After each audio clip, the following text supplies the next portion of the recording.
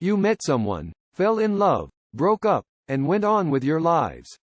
How do you think you'll feel when you see them again after a while? Especially if you've said goodbye to that person and it wasn't by choice. What choices would you make if you were reunited with someone who was already married and had children? It's hard to say what you would do. You have to look deeper into the situation. Han Jae-hyun UGTAE is married to Jang Seo-kyung Park Si-yeon, and they are in the middle of a big company's death dice. Jang Seo-kyung is currently seeing several young men separately. Yoon Ji-soo Lee Bo-young is divorcing her lawyer husband, Lee Se-hoon Kim Young-hoon. Han Jae-hyun is in prison for his father-in-law, and Yoon Ji-soo is working part-time as a piano player. The two met in college, where the younger Yoon Ji-soo Jaeon Soni Ni was living the good life with her prosecutor father. The younger Han Jae-hyun Park Jin-young is an activist, but his feelings are somewhat mismatched. In fact, Han Jae-hyun had been looking for Yoon Ji-soo for a long time, but hadn't found her. This is because something unfortunate happened in Yoon Ji-soo's house and she disappeared from his life. Yoon Ji-soo still loved Han Jae-hyun, and Han Jae-hyun still loved Yoon Ji-soo. In this way, the drama crosses between the present and the past to show their relationship. When they were in college, Yoon Ji-soo had a crush on Han Jae-hyun, so she chased him around and did sports activities.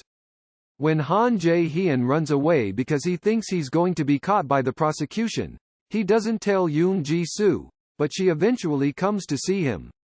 At that time, Yoon Ji-soo left a message on Han Jae-hyun's beeper telling him that she was his girlfriend and not to contact her. Even though they met again after a very long time, the feelings were still there. Especially for Han Jae-hyun, who couldn't forget Yoon Ji-soo's sudden disappearance and kept looking for her. Their relationship was conventionally inappropriate, but that depends on how you look at it. Yoon Ji-soo and Han Jae-ho had another problem. One was that Yoon Ji-soo's company was having problems with unionization, and it was one of Han Jae-ho's companies. Another thing is that Yoon Ji-soo's son and Han Jae-ho's son were in the same class and they fought with each other. These issues came to the fore, but it seemed difficult to stop the emotions flowing between them. Yoon Ji-soo has a lot going on in her life right now, and she feels like she's about to break down. Han Jae-ho is trying to help her the best he can.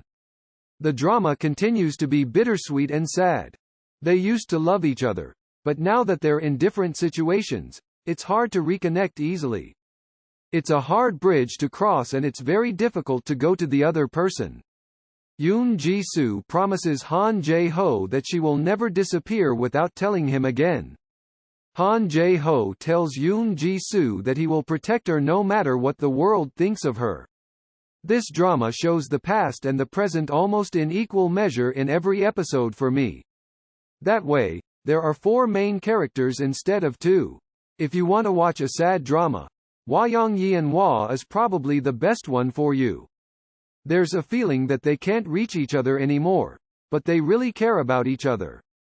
It's also set in the early to mid-90s, so it's great for people who want to feel the emotions of that time. Life is very complicated, and there are things you don't know unless you're a part of it. The content of the drama might be a bit controversial, but I think it can be. I liked the way the past and present intersect and develop in the show.